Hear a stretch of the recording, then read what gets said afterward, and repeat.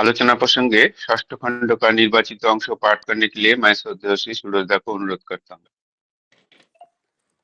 जय गुरु। आलोचना प्रसंग षष्ठ खंड, date 6th December 1945, page 156, 157। Spencer দা, जगते ऐक्य और प्रीतिर प्रतिष्ठा होबे की करे? स्पेंसर दा ठाकुर जी से प्रश्न पूछे कि जगत में एकता और प्रीति यानी कि प्रेम की प्रतिष्ठा किस तरह होगी? CC Thakur, out of surrender to God and good, that is, out of surrender to a common ideal, who fulfills the being and becoming of every individual according to his instincts. ঈশ্বর এবং সৎ তথা এক আদর্শের কাছে আত্মসমর্পণের ভিতর দিয়ে যে আদর্শ স্ব বৈশিষ্ট্য অনুযায়ী প্রতিটি ব্যক্তির জীবন বৃদ্ধিকে পরিপূরণ করেন।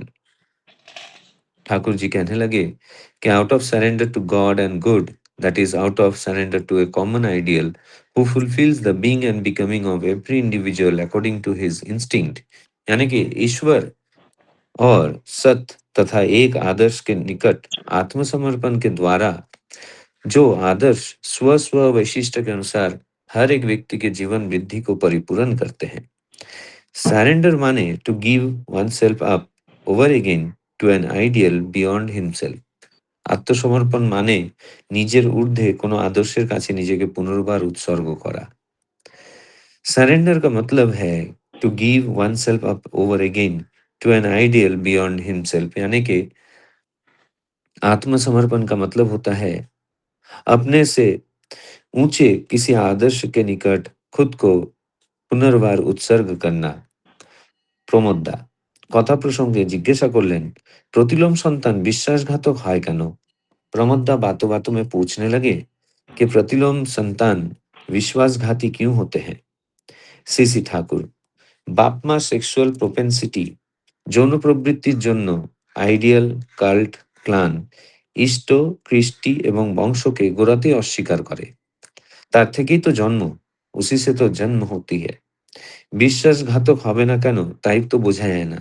বিশ্বাসঘাতী क्यों नहीं होगा वही तो नहीं समझ में आता है। এরা সমস্ত সমাজকে দূষিত করে তোলে।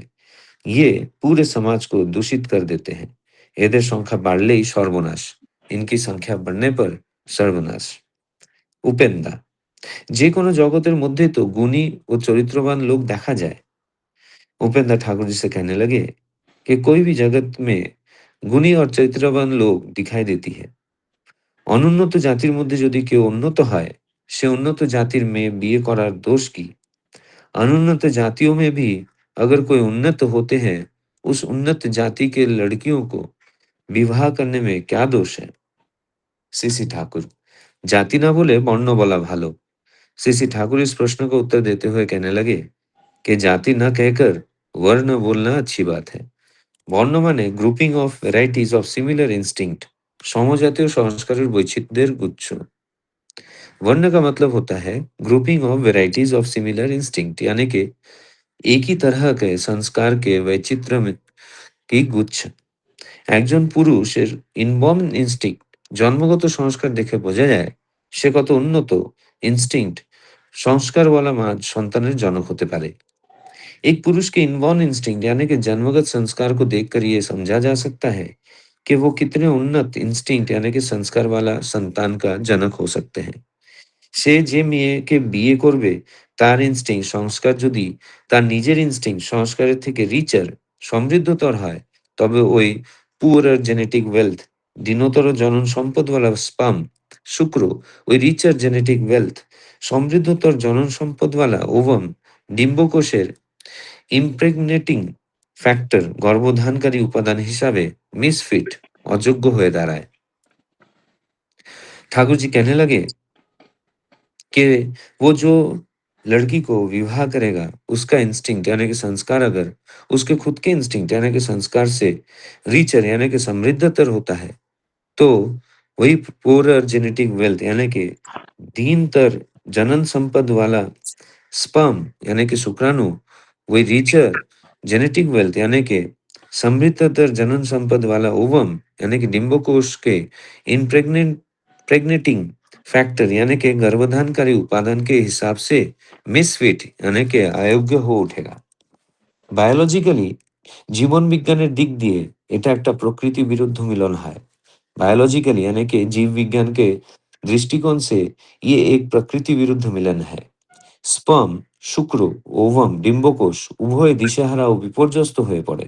स्पर्म यानी कि शुक्राणु और ओवम यानी कि डिम्बकोष दोनों ही दिशाहीन और विपर्यस्त हो पड़ता है। ओवम ডিম্বকোষ ফিল অনুভব করে যে তার উপর একটা सैटेनिक ट्रिनिटी शैतानी अत्याचार होच्छे। ओवम यानी कि डिम्बकोष फील यानी कि अनुभव करता है कि उसके ऊपर एक सैटेनिक ट्रिनिटी यानी कि शैतानी अत्याचार हो रहा है। এই রকম विधि विरुद्ध मिलনের फल कखनो भालो হয় না। इस तरह का विधि के खिलाफ मिलन का फल कभी भी अच्छा नहीं होता है। সন্তান মা-বাবা কারো ভালোটা হয় না, পায় না। जो संतान जन्म लेता है, वो माता-पिता का कोई भी अच्छाई नहीं पाते हैं। সৎ যা সত্তাপোষণী যা তা ধ্বংস করার উদগ্র ঝোঁক নিয়েই জন্মে তারা। जो सत्य है, जो सत्ता पोषणी है, उसे ध्वंस करने का उदग्र झुकाव लेकर ही जन्म लेते हैं। মনে রেখো, ইনস্টিংক্ট, সংস্কার ও অ্যাকুইজিশন অর্জিত বিদ্যা কিন্তু এক নয়। याद रखना, इंस्टिंक्ट यानी कि संस्कार और एक्विजिशन यानी कि अर्जित विद्या कभी भी एक नहीं है। একজন শূদ্র যদি ব্রহ্মজ্ঞ হয় তাকে তুমি গুরু হিসাবে গ্রহণ করতে পারো, কিন্তু তার সঙ্গে তোমার মেয়ের বিয়ে দিতে পারো না। एक शूद्र अगर ब्रह्मज्ञ होता है तो उसे तुम गुरु के हिसाब से ग्रहण कर सकते हो, लेकिन उसके साथ तुम्हारे लड़की की विवाह नहीं दे सकते हो, कारण से ब्रीडर जन्मदाता हिसाबे तुम्हार रैंक पर्याय नीचे, क्योंकि वो ब्रीडर यानी कि जन्मदाता के हिसाब से तुम्हारे रैंक यानी कि पर्याय से नीचे है। শ্রী শ্রী ঠাকুর রামশঙ্করদাকে রকমারি কয়েক প্রস্তুত পোশাক তৈরি করতে বললেন। শ্রী শ্রী ঠাকুর रामशंकर को कुछ विभिन्न किस्म के पोशाक तैयार करने के लिए कहे। ताते रामशंकर दा बोललेन, "अत दिए की হবে?" इस पे रामशंकर दा कहने लगे कि इतना सारा देकर क्या होगा? শ্রী শ্রী ঠাকুর, শয়তানের হাতে যত রকম ভেলো আছে তার চাইতে বেশি ভেলো না থাকলে শয়তানকে डिल्यूट विभ्रांत करा जावे ना। श्री श्री ठाकुर कहने लगे कि शैतान के हाथों में जितने किस्म के भेलो है, उससे ज्यादा भेलो ना रहने पर शैतान को डिल्यूट यानी कि विभ्रांत नहीं किया जा सकता है। शैतान के डिल्यूट विभ्रांत करते হবে। शैतान को डिल्यूट यानी कि विभ्रांत करना होगा। শয়তান যেমন মানুষগুলিকে ডিলিউট বিভ্রান্ত করে তার সেবায় লাগায়, আমরা তেমনি শয়তানকে डिल्यूट विभ्रांत করে परमपितार सेवाয় লাগাবো।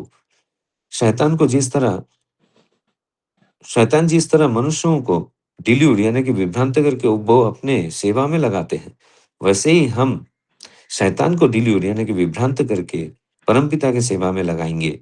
जय गुरु। जय गुरु। श्रद्धा श्रद्धा बहुत सुंदर भाव से और बहुत स्पष्ट भाव से आलोचना प्रसंग का निर्वाचित अंश पाठ किए हैं और उनको हिंदी में अनुवाद करके बताया है। उपस्थित सभी दादा माँ के तरफ से मैं सूरजदा को बहुत बहुत धन्यवाद ज्ञापन करता हूँ। आज का जो विषय वस्तु है उसका 4 हिस्सा है। पहला हिस्सा ऐसा है, श्री श्री ठाकुर जी बताते हैं कि संसार में एकता और प्रेम की स्थापना तभी संभव है जब मनुष्य ईश्वर और उच्च आदर्श के प्रति आत्मसमर्पण करे। आत्मसमर्पण का अर्थ है अपने ऊपर स्थित आदर्श के लिए स्वयं को बार बार समर्पित करना। दूसरा हिस्सा, प्रतिलोम संतान विश्वासघातक क्यों होते हैं, इस प्रश्न का उत्तर में श्री श्री ठाकुर जी बताते हैं कि केवल यौन आकर्षण के आधार पर इष्ट संस्कृति और वंश को उपेक्षा करके होने वाले संबंध प्रकृति विरुद्ध होते हैं। ऐसे संबंध से जन्मी संतान मानसिक और नैतिक रूप से असंतुलित होते हैं और समाज के लिए हानिकारक है। तीसरा हिस्सा में बोला गया है कि श्री श्री ठाकुर जी ये भी स्पष्ट करते हैं कि जन्मजात संस्कार या इंस्टिंक्ट और अर्जित विद्या अलग अलग है। कोई व्यक्ति ज्ञान में उच्च हो सकते हैं, पर जन्मदाता के रूप में उसकी जैविक संस्कारगत क्षमता भी महत्वपूर्ण होती है। इसलिए गुरु स्वीकार करना और वैवाहिक संबंध बनाना दोनों की कसौटी अलग है। और चौथा हिस्सा में बोले गए है कि अंत में प्रतिकारात्मक रूप में श्री श्री ठाकुर जी कहते हैं कि जैसे शैतान छल से लोगों को अपनी सेवा में लगाता है, वैसे ही बुद्धिमत्ता और विवेक के प्रयोग करके नकारात्मक शक्तियों को परमपिता के सेवा का दिशा में मोड़ा जाना चाहिए। ये है आज का विषय वस्तु। इस विषय वस्तु के ऊपर आलोचना करने के लिए पहले मैं श्रद्धेय सूरजदा को अनुरोध करूंगा 10 मिनट आलोचना करने के लिए। श्रद्धेय सूरजदा। जय गुरु। जय गुरु। एक सेकेंड। आज का दिन जो है श्री श्री ठाकुर जी का महाप्राण तिथि है। मैं इसलिए बोल रहा हूँ, कुछ लोग आलोचना के बाद ड्रॉप हो जाते हैं। तो आज सब सत्संग को हविषण करना है। तो जो नया गुरु भाई ज्वाइन करते हैं, इसमें बहुत सारे लोग को पता नहीं होगा। तो आज तिथि है, महाप्राण तिथि है, तो ठाकुर जी का, तो आज सब लोग हविषण करेंगे। तो यही था मेरे तरफ से। तो जय सूरज दा, कंटिन्यू करिए। जय गुरु। स्पेंसर दा आज के समय पर जो सबसे एक प्रयोजनीय चीज है उसके बारे में ही प्रश्न पूछ रहे हैं कि एकता और प्रेम की प्रतिष्ठा किस तरह होगी। आज अगर हम हमारे पूरे समाज में देखते हैं तो ये दोनों चीजों का बहुत ज्यादा कमी है। हम कहते तो हैं कि हम साथ में हैं, तुम मेरे हो, या फिर आपके लिए हम सब है। ये सिर्फ बातों में ही रह गया है, लेकिन सही तरीके से जो एकता और जो प्रेम वो दिखाई नहीं देती है। लेकिन जब हम ठाकुर जी के प्रति समर्पित होते हैं, मतलब जब हम लोग, देखिए, ये बात हम सभी महसूस किए हैं कि अनजाने में अचानक से अगर कहीं पर एक गुरु भाई मिल जाए या फिर एक इंसान मिला और पता चला कि वो गुरु भाई है, तो मन कितना आनंदित होता है। ऐसा लगता है कि पता नहीं कितने ही सालों का पुराना जान पहचान है, और देखते ही हम लोग एक्साइटेड हो जाते हैं और खुशी से एक दूसरे से बात कर सकते हैं और करते भी हैं। तो यहाँ पे अगर देखा जाए तो ये जो एक अपनापन, जो व्यक्ति कुछ देर पहले अनजान था, एक जयगुरु देने की वजह से या तो उसके पास एक ठाकुर जी का फोटो देखने की वजह से वो अचानक से इतना अपना बन जाते हैं और ऐसा लगता है कि हम दोनों एक हैं। ये भावना कहाँ से आती है? ये भावना आती है क्योंकि हम दो व्यक्ति अनजान थे, वो दोनों व्यक्ति किसी एक के प्रति सरेंडर्ड हैं। किसी एक को हम मान के चल रहे हैं और उसी नाते हम एक दूसरे के बहुत करीब आ जाते हैं और हमारे अंदर वो गुरु भाई वाला जो प्रेम है वो प्रतिष्ठा हो जाती है।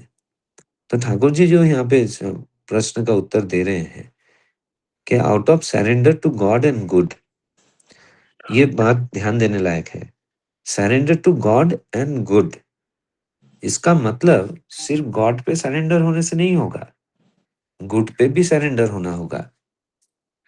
क्योंकि अगर हम सिर्फ गॉड पे सरेंडर होते हैं तो ऐसा हो सकता है कि हम भगवान को सिर्फ कर्तव्य के जैसा मान के चलेंगे, लेकिन उन्होंने जो भगवत प्रतिष्ठा की है, जो समाज के लिए, जो लोगों के लिए एक अच्छाई ले आती है, शायद से मैं उस अच्छाई के प्रति समर्पित ना रहूं। तो इसलिए ठाकुर जी बोल रहे हैं कि दैट इज, इसका मतलब out of surrender to a common ideal. यहाँ पे ये बात समझना जरूरी है। कॉमन आइडियल मतलब सभी के जो आदर्श हो। ये जो मैंने उदाहरण दिया कि दो व्यक्ति जो अनजान थे, अचानक से जब पता चला कि अरे ये भी तो मेरे गुरु भाई है, तो हम दोनों का आइडियल कॉमन है और वो कॉमन आइडियल पे हम सरेंडर किए हैं, इसलिए वो इंसान इतना प्रिय बन जाते हैं एक सेकंड में। तो ठाकुर जी बोल रहे हैं कि कॉमन आइडियल जो अपने अपने वैशिष्ट्य को के अनुसार जीवन वृद्धि को परिपूर्ण करते हैं। ये बहुत बड़ी बात है कि हम हमारे जीवन की जो वृद्धि है वो अपने वैशिष्ट्य, मेरे वैशिष्ट्य के अनुसार, मैं जब मेरे जीवन वृद्धि को परिपूर्ण करने के लिए किसी एक कॉमन आइडियल पे मैं जब समर्पित होता हूं, तो समझना होगा कि मेरे जीवन में जीवन वृद्धि सुचारू रूप से हो रहा है।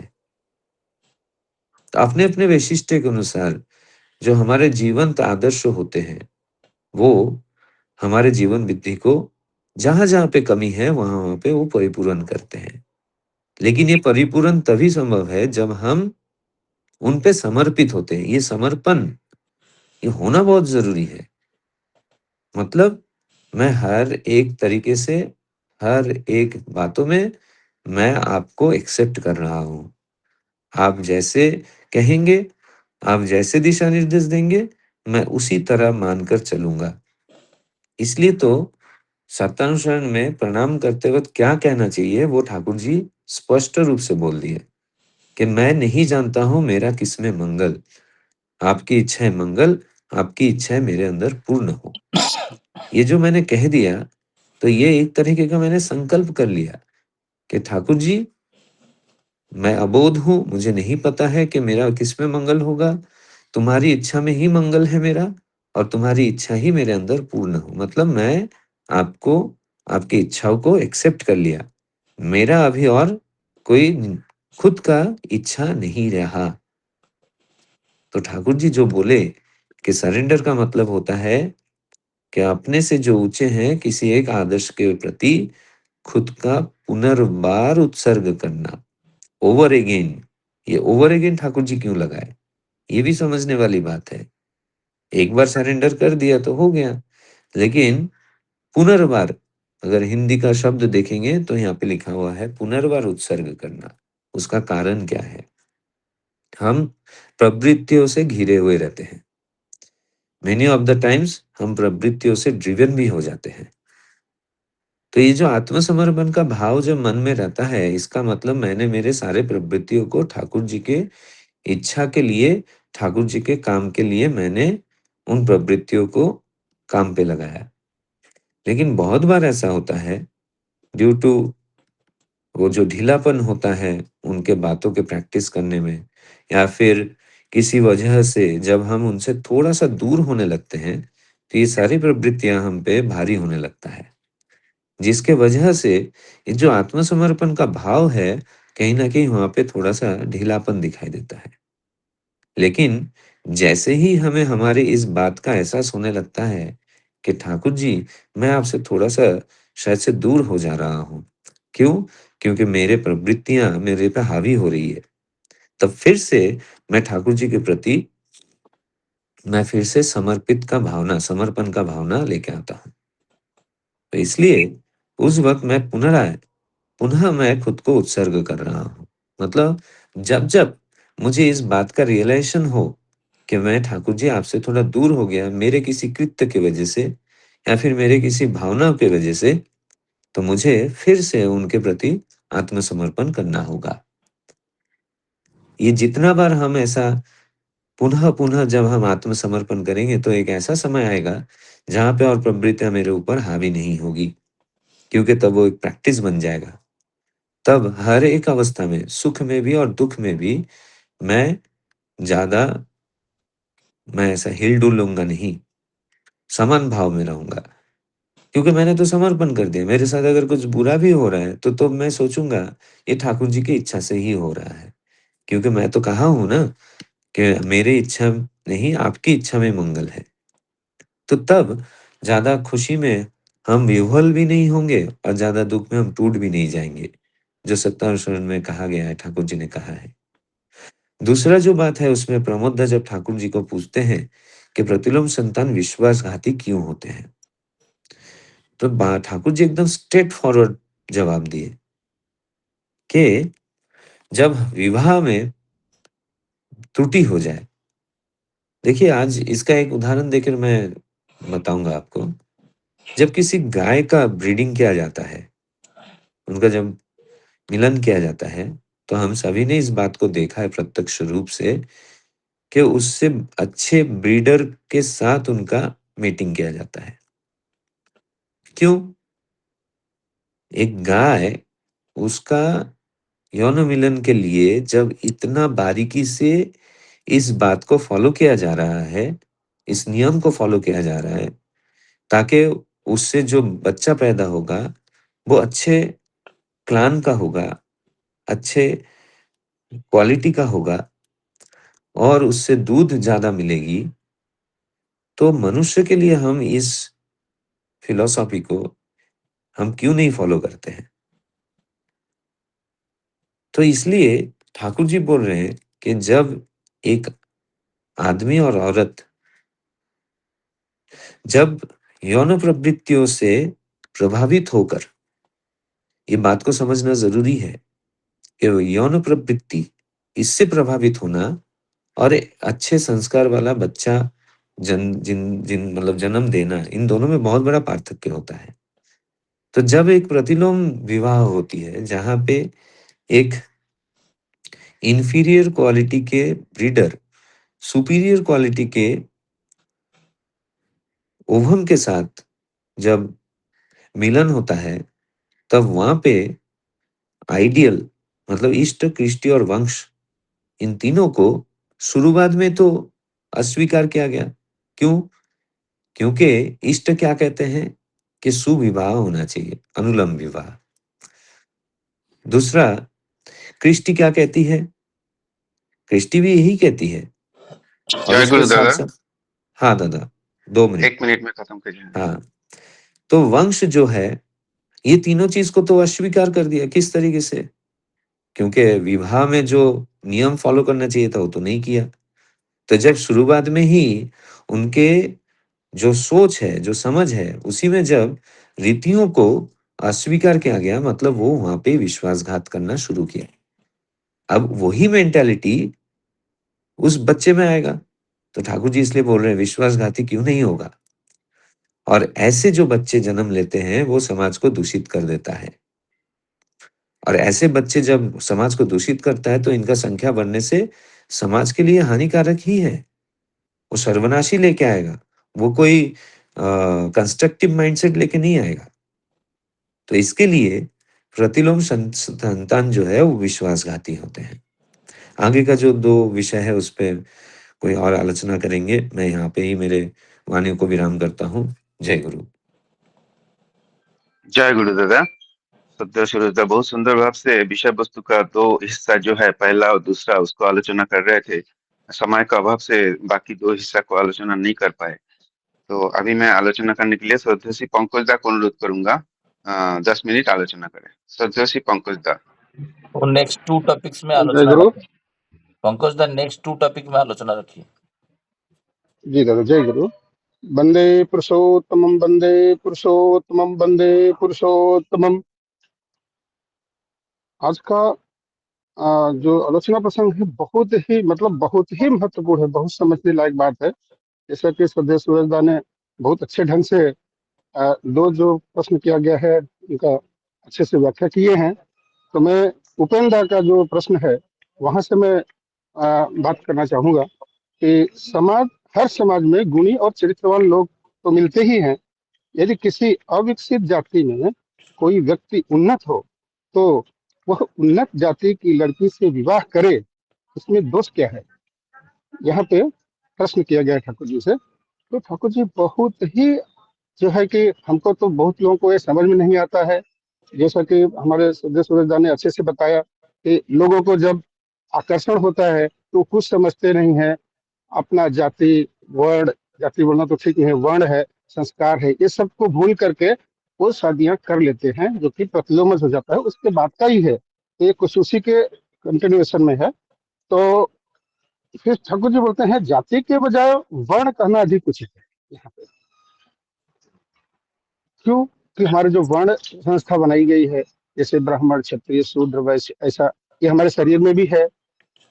अगर आप भुजा के जो ऊपर का भाग देखेंगे तो उनको ब्राह्मण, जो हमारा जहाँ से चिंतन होता है, वहां पे अच्छी सोच आई, अच्छे विचार आए, तो वो विकसित हुए, तो वो ब्राह्मणत्व को अगर अर्जित किए तो वो जो है कि ब्राह्मण की संज्ञा में आ सकते हैं। लेकिन ठाकुर जी यहाँ पे सावधान किए हैं कि किसी पुरुष के जन्मजात संस्कार देखकर समझा जा सकता है कि वह जितने उन्नत संस्कार वाले संतान का कितने उन्नत संस्कार वाले संतान का जनक यानी पिता हो सकता है। तो यहाँ पे मुझे कहावत याद आती है कि पूत के पांव पालने में ही झलकते हैं और होनहार वीरवान के हो चिकने पार। तो ये जो हमारी हिंदी में बहुत साधारण कॉमन है। तो ये मुहावरा जो है, कहावत है कि पूत के पाँव पालने में दिख जाते हैं। इसका मतलब क्या है? किसी व्यक्ति या बच्चे के भविष्य का अंदाजा उसके बचपन के आचरण, उसकी आदतों, ठीक है, और लक्षणों को देखकर लगाया जा सकता है।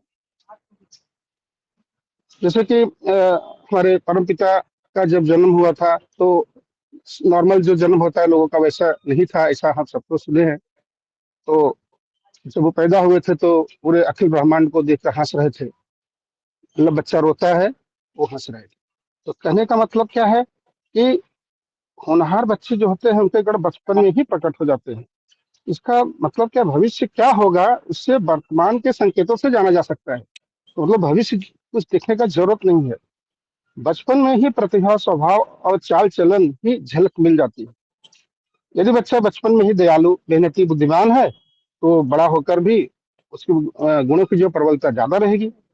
जैसे बचपन में अ, पंछी के प्रति करुणा है उसके अंदर, तो ऐसा सिद्धार्थ का एक बात देखा जाए कि जब तीर लग गया था खटक, सिद्धार्थ के भविष्य का पता उसी समय लग गया था। होनहार वीरवान के हो चीखने पर योग्य व्यक्ति के लक्षण बचपन में ही दिखाई दे जाते हैं। इसका भी मतलब वही है, दोनों एकदम कनेक्टेड है। यह मुहावरा यह सूचित करता है, करने के लिए प्रयोग किया जाता है कि किसी भी व्यक्ति के विकास की दिशा शुरुआत में ही समझ में आ जाती है कि वो कैसा है। तो इंटेलिजेंसी जो है और संस्कार जो है उसमें फर्क है। तो इंटेलिजेंट हो सकता है लेकिन इसके संस्कार क्या है, माता पिता पूर्वजों से क्या संस्कार आए हैं, जेनेटिक्स क्या है, वो अलग है।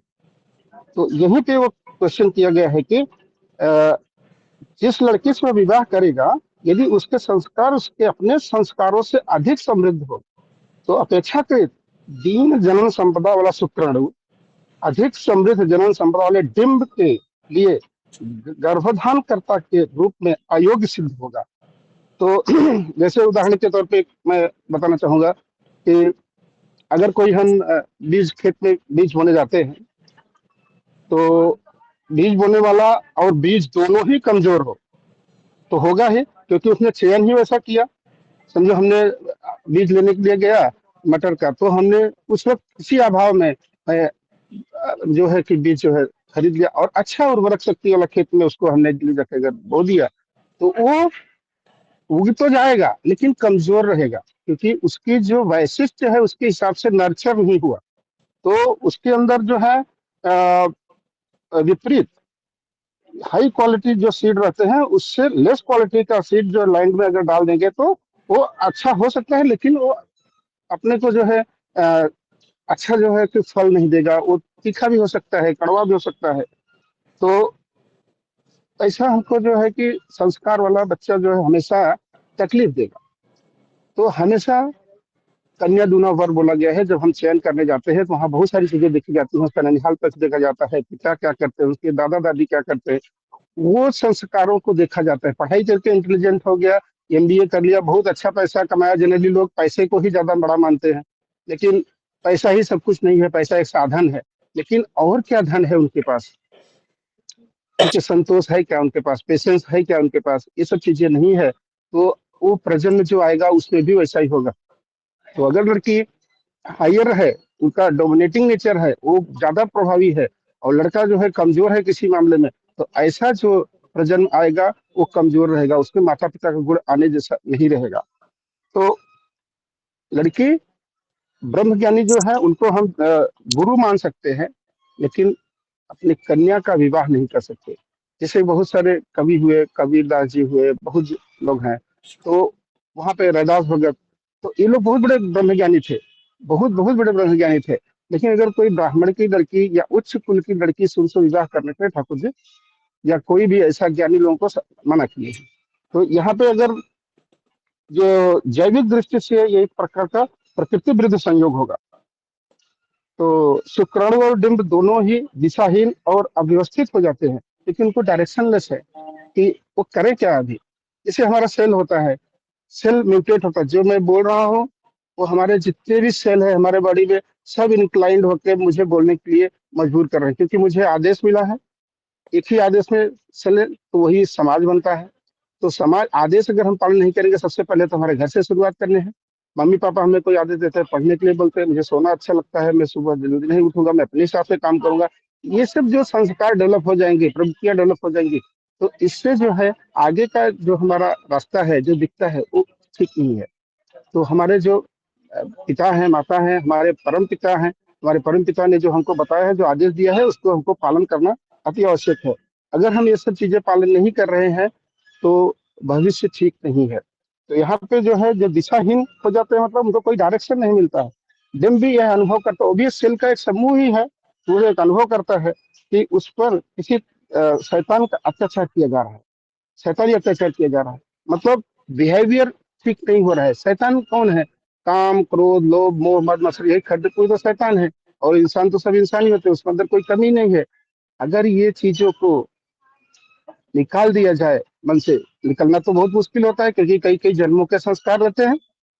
पिछले जन्म में कौन सा 84 लाख योनियों में भटक के जीव आत्मा आती है। तो इसमें अगर अच्छा काम किया तो अच्छे कुल में उसका जन्म हुआ, अच्छे कुल में जन्म हुआ, अच्छे संस्कार मिले, अच्छा पढ़ाई लिखाई किया, और उसकी जो शादी होगी, अगर वो ज्यादा पावरफुल नहीं होगी, उससे पावरफुल नहीं होनी चाहिए। ऐसा बोला है कन्या दूना वर दूना, मतलब उम्र में बड़ा नहीं होना चाहिए, पढ़ाई लिखाई संस्कार हर चीज में बड़ा होना चाहिए। उससे अगर शादी किया जाएगा और वो अपने पति को, अपने सास ससुर को, उनको भगवान देवता जैसा, और जो उनका पति जिस भगवान को मानते हैं उसमें उनका सपोर्ट करेगी, उसमें आगे लेके जाएगी, धर्म की रक्षा के लिए हमेशा साथ में खड़ी रहेगी, वो जो प्रजन्म होगा वो बहुत ही संस्कृति के विरुद्ध नहीं जाएगा, और शक्तिशाली होगा, मेधावी होगा, हर क्षेत्र में सर्वांगीण विकास होगा।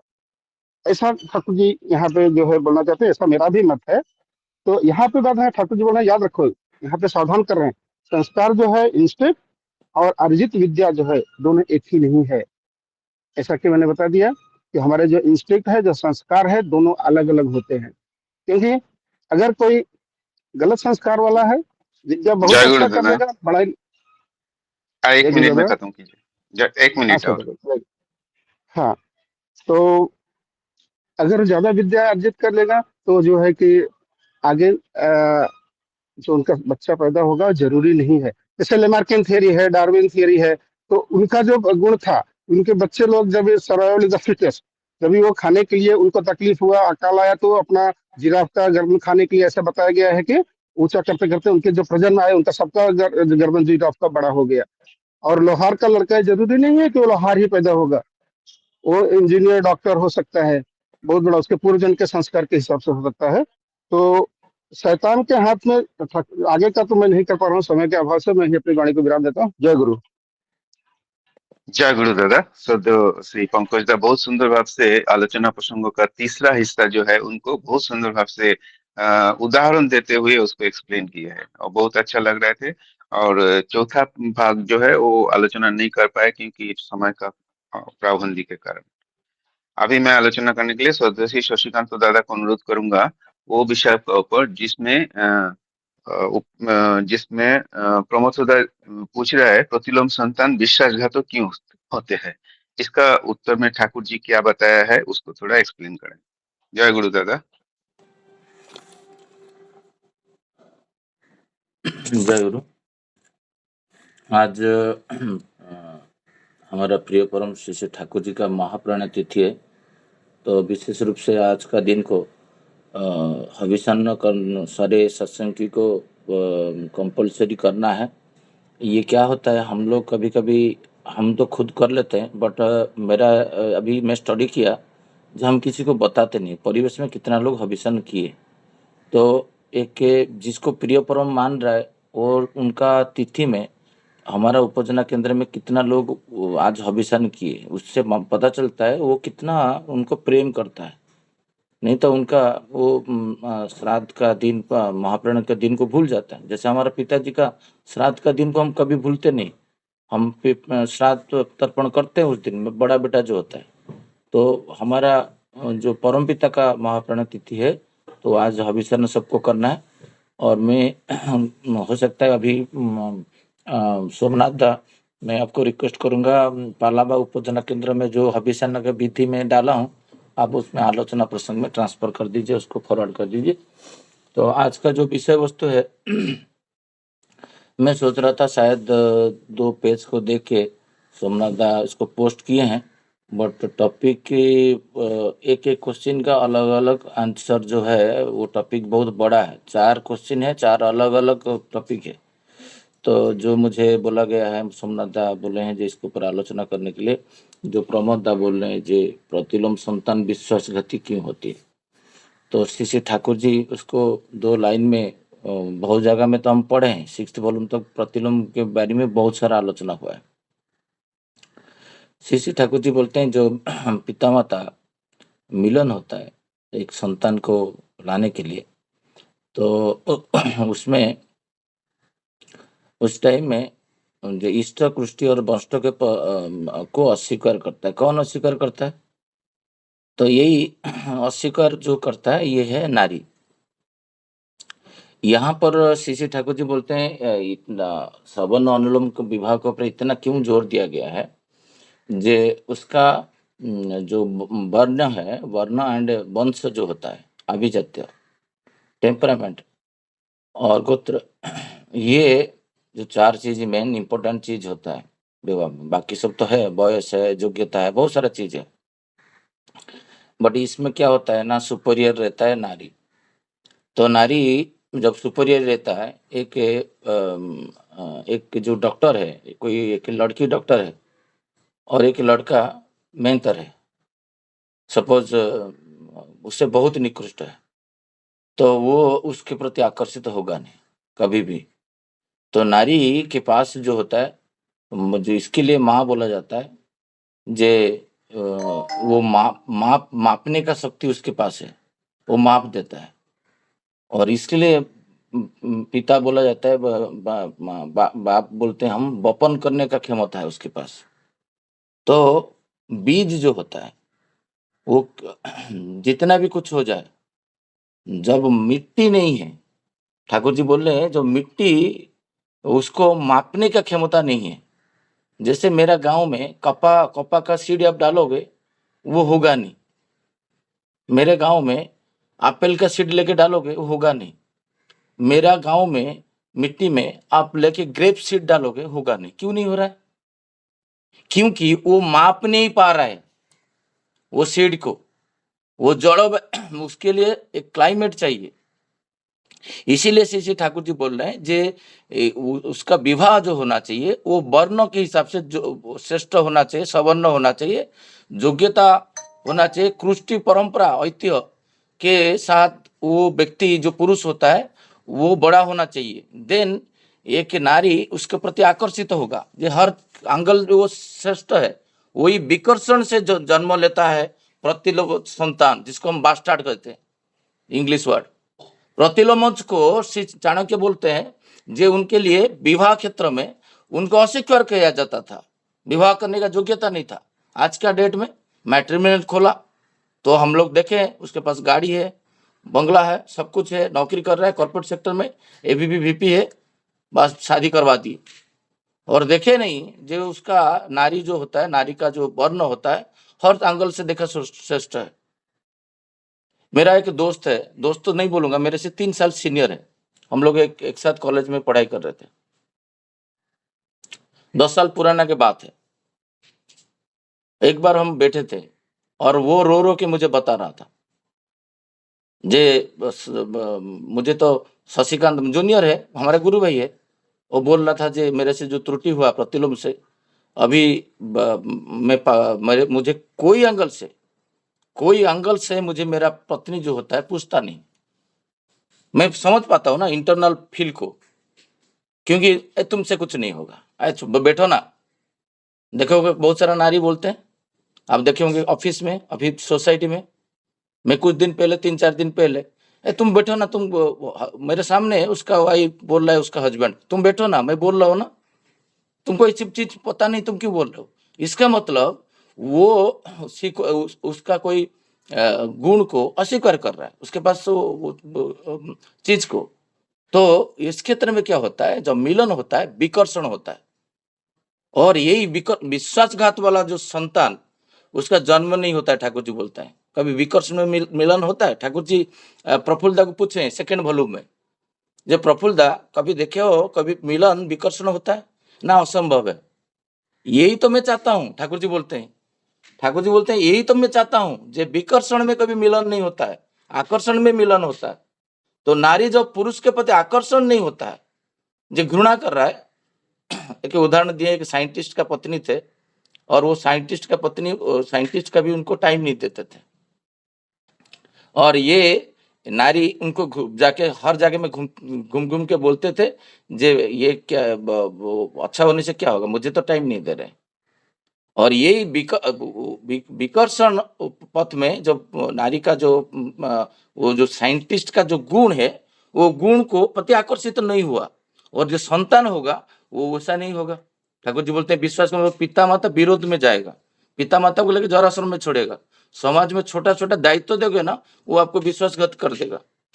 इसीलिए प्रतिलोम जो संतान होता है, मैं आज तक केस स्टडी मुझे नहीं मिल रहा है, मैं ढूंढ रहा हूँ, बहुत सारे ऋत्विक दादा को पूछ रहा हूँ। मेरा एक दोस्त है वहां पर भुवनेश्वर में, एक बार पूछा, बोला कभी केस स्टडी मिलेगा तो मुझे बताना। जे कोई दीक्षा लिया है और चरम साधना किया, नाम धन किया, प्रार्थना किया, सब कुछ किया, सोचते लिया, और उसको पता चला जे मैं प्रतिलोमज हूँ, और वो ठाकुर जी का जो वाणी है, जो मैं प्रतिलोम संतान का मैं शादी नहीं करूंगा, तो वो दृढ़ प्रतिज्ञा ले लिया, नहीं मैं मेरा वंश को और नहीं बढ़ाऊंगा, मैं ठाकुर जी को मानता हूँ।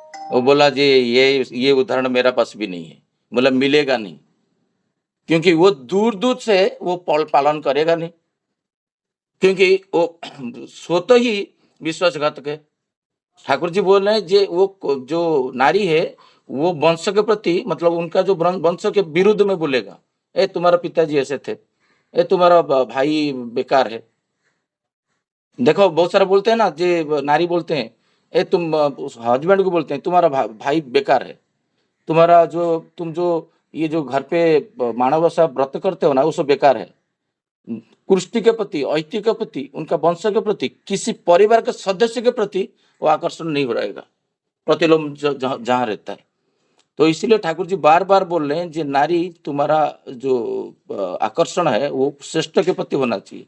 और जब जब ये होता है, वो मिलन होता है, ठाकुर जी बोल रहे हैं दीपर की भलुमान में, ठाकुर जी बोल रहे हैं जब ये मिलन होता है तो नारी का जो ओवम है, वो जो लैंडिंग होता है, वो चित्कार करता है। प्रशांत नगर, ठाकुर जी बोल रहे हैं प्रशांत सागर में, भलुमान पढ़िए, दीपर की भलुमान। ठाकुर जी बोल रहे हैं जो प्रशांत सागर में लेके कोई हेलीकॉप्टर में लेके उसको बच्चे को, एक लड़का को छोड़ दोगे अंदर, तो उसका जो हालत है, दूर दूर से किलोमीटर तक कोई व्यक्ति नहीं उसको उद्धार करने के लिए चित्कार करता है, आत्मा का वही हालत होता है, चित्कार करता है। जे ठाकुर जी जे इनको प्रफुल्लदा को बोल रहे, तो ये जो अवस्था है, ये अवस्था आप फील नहीं कर पाओगे। जो प्रतिलोम जो शादी की हैं उनका हस्बैंड को पूछिए, नारी को नहीं, नारी तो डोमिनेटेड है वो केस में, तो वो उसको समझ में नहीं आएगा। और ये उग्र रूप में देखा हूं, उनका प्रवृत्ति भी बेकंट्रोल हो जाता है। एक नारी विवाह से पहले बहुत अच्छा होता है, जब प्रतिलोम विवाह कर लेता है उसका सारे कॉम्प्लेक्स ग्रो कर जाता है, क्योंकि वो जो उसका जीवन का जो श्रेष्ठ है कि प्रिय परम कौन है, उनका स्वामी, उनका प्रिय परम है स्वामी, वो स्वामी को वो अस्वीकार करता है। तुमसे अच्छा कमाई वो करता है, तुम्हारा संस्कार से बेटर वो है, वो दूसरा पुरुष के प्रति आकर्षित होता है प्रतिलोम क्षेत्र में, क्योंकि आकर्षण केंद्र बिंदु तो स्वामी नहीं है। मेरा पास बहुत सारा एग्जाम्पल है, जो प्रतिलोम मैरिज करने के बाद उनका जीवन अस्त व्यस्त हो गया है, बेकार हो गया है, विच्छिन्न हो गया है, नष्ट हो चुका है, बाक्सती चला गया है, चक्षु का आई का जो ये है वो 5th स्टैंडर्ड से चला गया है, शिथिलता आ गया है। ये मैं देखा हूँ, मेरा सामने है, जो प्रतिलोम ठाकुर जी का बुक सब पढ़ के मिलाया केस स्टडी के साथ, तो प्रतिलोम जो ठाकुर जी बोल रहे हैं ना, एकदम नहीं करना चाहिए। तो ठाकुर जी बोल रहे हैं जब विकर्षण में मापने का क्षमता, एक पुरुष का अच्छा गुण वो प्रति विकर्षण होता है, वो आकर्षित नहीं होता है खुद का हस्बैंड के प्रति, दूसरे के प्रति आकर्षित हो जाता है, दूसरे के प्रति आकर्षित होता है, क्योंकि वो ऑलवेज उसको डोमिनेट करता है। तो ये जब ये होता है, ठाकुर जी बोल रहे हैं, जो प्रतिलोम मैरिज में संतान आएगा, वो सब संतान विकृत होता है। क्यों? उनका कोई भी गुण पिता का नहीं रहता है उसके पास। क्योंकि नारी और मिलन के पास, नारी जितना मिलन के टाइम में जो हस्बैंड का माप लेता है, वंश के प्रति आकर्षित होगा, तो अच्छा गुण वाला व्यक्ति उसका पूर्व हो सकता है। उसी वंश का जो व्यक्ति इधर जगत में घूम रहा है लैंडिंग करने के लिए, वो सम परिमाण में जो उनका भावना है, वो भावना वहां पर आएगा नहीं। वो उनका वंश को जन्म नहीं देगा, और उनका वंश को प्रति आकर्षित भी नहीं हो पाएगा। इसलिए ठाकुर जी यहाँ पर बोल रहे हैं जे कि मुझे लग रहा है सोमनाथ दा, जो लास्ट पैराग्राफ है, एक बार रीडिंग कल दोबारा करेंगे, क्योंकि उनका गूढ़ रहस्य जो होता है वो सेकंड माने फोर्थ पैराग्राफ में बोले हैं। ठाकुर जी बोल रहे हैं, ठाकुर जी जो पूछा जा रहा है, जे उपेंद्र पूछ रहे हैं, जे ठाकुर जे दुनिया में बहुत सारा गुणी व्यक्ति है, और ये जाति में कोई दूसरा जाति में कोई अच्छा गुणी व्यक्ति रहेगा, क्या वो केस में नारी उसको विवाह कर सकता है? ठाकुर जी उसका एक बढ़िया बातें बोले हैं, जाति नहीं बोल के बोल रहे हैं, उपेंद्र आप वर्ण बोलिए, the grouping of varieties of similar instinct. तो ब्राह्मण, क्षत्रिय, वैश्य, शूद्र होता है। इसके ऊपर एक डॉक्टर के साथ शायद 4-5 दिन पहले इसी टॉपिक में मेरा 1 घंटा एक ऑनलाइन प्लेटफॉर्म में मैं आलोचना कर रहा था, उसके साथ आर्गुमेंट हो रहा था। इसको मैं सोच रहा हूँ ये पैराग्राफ को मैं कल थोड़ा सा एक्सप्लेन करूंगा। जे ठाकुर जी बोल रहे हैं वर्ण बोलिए। इनबॉर्न इंस्टिंक्ट जो होता है, जो व्यक्ति ब्राह्मण घर में जन्म लिया है, उस दिन कुछ वो डॉक्टर साहब मुझे बोल रहे थे, मैं भूल गया, मनु संहिता का खोल के जो मुझे बोल रहे थे कुछ शायद 5, 7, 14 ऐसा कुछ है सीक्वेंस, जे क्षत्रिय 5 साल, वैश्य 7 पीढ़ी, और शूद्र 14 पीढ़ी, ऐसा कुछ है। मैं मनु संहिता देख के कल उसको बता दूंगा कौन सा कितना ईयर में एक व्यक्ति ब्राह्मणत्व प्राप्ति करता है। और ये ब्राह्मणत्व प्राप्ति डिक्लेयर करते थे वशिष्ठ। तो आज का युग में वशिष्ठ श्री आचार्य देव है, तो वो ये वर्ण गुण के हिसाब से उसका वर्ण भी चेंज होता था, क्षत्रिय को ब्राह्मण बोला जाता था। तो दैट केस में श्री ठाकुर जी बोल रहे, जे दैट केस में गुणी कौन हुआ? क्षत्रिय हुआ, वर्ण से ज्यादा गुणी हुआ। तो क्या ब्राह्मण का कन्या एक क्षत्रिय का लड़का से शादी कर सकता है? क्वेश्चन इधर है।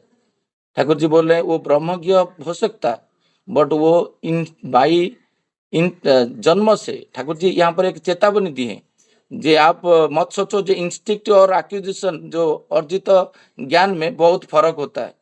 कोई वेद मंत्र पढ़ते पढ़ते वेदज्ञ हुआ, और मेरा सपोज मैरिज के क्षेत्र में उनको इंफीरियरिटी कॉम्प्लेक्स आया, जो ब्राह्मण पूजा कर रहा था वो पीछे चला गया और एक क्षत्रिय शादी किया हमारा विवाह क्षेत्र में। सपोज मेरा उदाहरण मैं दे रहा हूँ, मेरा विवाह क्षेत्र में यही हुआ था।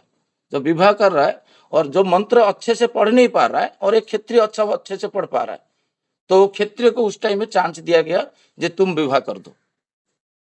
मैं देखा हूँ, वो ब्राह्मण पीछे गया, मैं जो गांव से जो ब्राह्मण हायर करके लेके आया था, और एक क्षत्रिय हमारा शादी किया। ठाकुर जी अलाउ किए हैं ये क्षेत्र में, प्रॉब्लम नहीं है। बट वो इन दैट केस क्या एक ब्राह्मण का लड़की एक क्षत्रिय का सारे सर्वगुण होने से विवाह करेगा? क्योंकि वो एक्वायर्ड है, that is acquired knowledge, not instinct. इसलिए वो 5, 7, 14 जो सीक्वेंस है, मैं कल इसको ऊपर बताऊंगा, जे विवाह क्षेत्र में कितना गुरुत्वपूर्ण है जानने का। नहीं जानोगे तो कितना क्षति हो सकता है। तो यही बात बोल के मैं बात को यहाँ पर विराम देता हूँ। सोमनाथ दादा जय गुरु, सबको जय गुरु। जय गुरु दादा, बहुत सुंदर भाव से शशिदा आलोचना कर रहे थे कि प्रतिलोम संतान का डिमेरिट्स, प्रतिलोम संतान क्यों होते हैं, विश्वासघातक क्यों होते हैं। बहुत सुंदर। इस विषय को फिर से कल आलोचना करेंगे। आज के लिए इतना ही। सभी दादा माँ को जय गुरु और प्रणाम। जय गुरु सोमनाथ दा, जय गुरु। जय गुरु। सबको जय गुरु। सभी दादा माँ को जय गुरु। सभी दादा माँ को जय गुरु। सभी दादा माँ को जय गुरु। जय गुरु। जय गुरु सभी को जय गुरु, सभी को जय गुरु। जय गुरु, सबको जय गुरु। जगतपाल दा, जय गुरु। सभी